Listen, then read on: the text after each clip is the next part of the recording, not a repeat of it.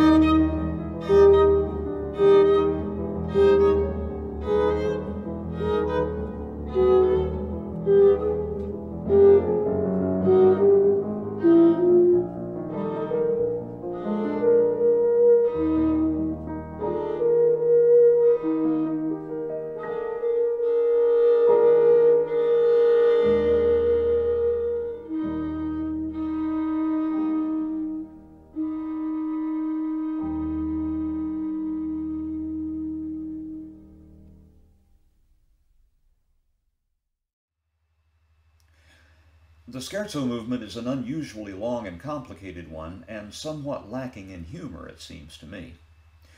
My reason for mentioning that is that scherzo, after all, does mean joke, and this musical joke has an arguably hard, even bitter edge to it. Its point of formal departure does seem to be sonata form, but it is a highly idiosyncratic treating of that form, as you will see. The contrasting trio is set in the almost impossibly remote key of A-flat minor. Good luck reading that if you prefer music with 3 or fewer signs in the key signature, and takes a more familiar shape, formally speaking. Even the return to the E-flat major music at the Da capo reprise seems hardly calculated to encourage a smile.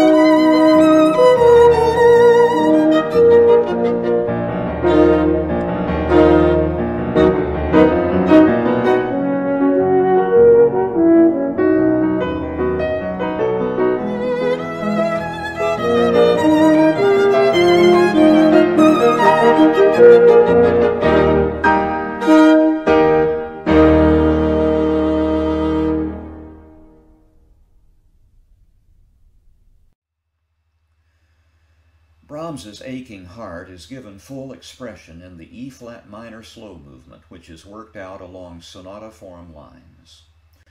4 introductory measures, identified in my commentary as a prologue, return at intervals to inaugurate formal units or close them, and the second theme is treated initially as a brief and solemn fugue.